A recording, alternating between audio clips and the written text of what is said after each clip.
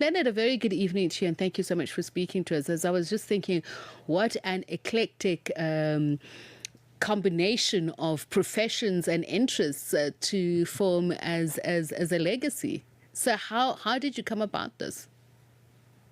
Tepiso, good evening, and nice to talk to you again after all these years. Well, I've been a collector, as you said, there for a very long time. And I don't know, maybe I can't make up my mind about what to focus on one. So that's why I just have it all, you know.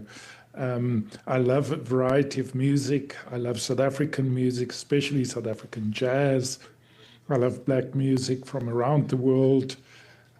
So yes, I suppose I've just, it's a good way to stay young by keeping your mind and especially your ears open. Being agile, So yeah, being agile, and as I say, the stuff of geniuses. Really, when they say you can't really make up your mind, you dabble in any and everything. genius may be pushing it a bit far for me.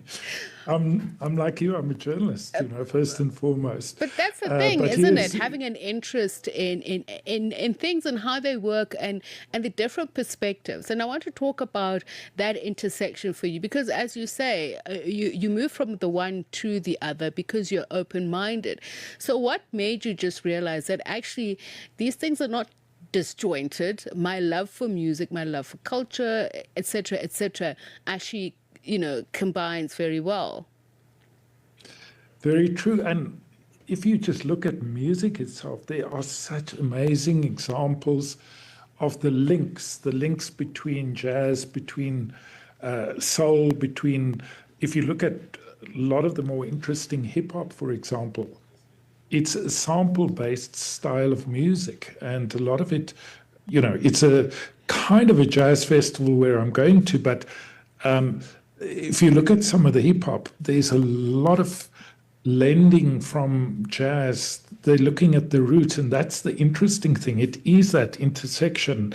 There's a continuous intersection, and also, as per your question, music, culture, all of these things link. And in times like what we're living in now, these horrible times, war and genocide and things like that, it is amazing that we can make links, that we can break across those barriers and know that someone who made music in Jamaica, or someone who made music in Palestine, or someone who made music in Ghana, I can hear that music and it can speak to me and it can speak to a whole range of people across the world. And it makes us better people, I think. Then talk to me, Leonard, about just some of those artists, because there is a common thread of storytelling in the different genres of music, and as you said, the perspectives from different parts of the world, how they come together and they blend jazz, reggae, dub, township on that stage, but just from the interactions that you've had with various artists. Yeah, I'm just in terms of going to play at the Montreux Jazz Festival in Franschhoek. One feels a little bit intimidated, but yes, I will be seeing some of these amazing artists like Salif Keita from Mali. There's Robert Glasper, a man who worked with Miles Davis. There's a tribute to Miles Davis, one of the greatest artists of the 20th century. It's a tribute to him. And this year would have, if Miles didn't pass away, he would have turned 100 years this year.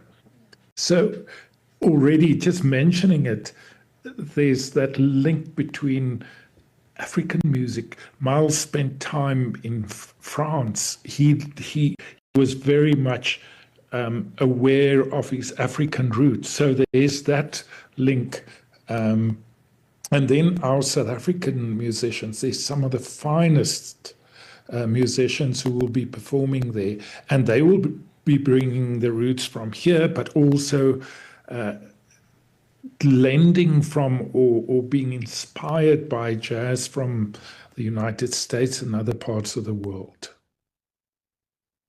Well, Leonard, looking forward to it and wishing you all the best. Would have loved to talk to you about your experiences in playing in my Kasi effortlessly, the Shebeens there. Would have wanted to know which one was your favorite, but we'll pick it up some other time soon, I hope.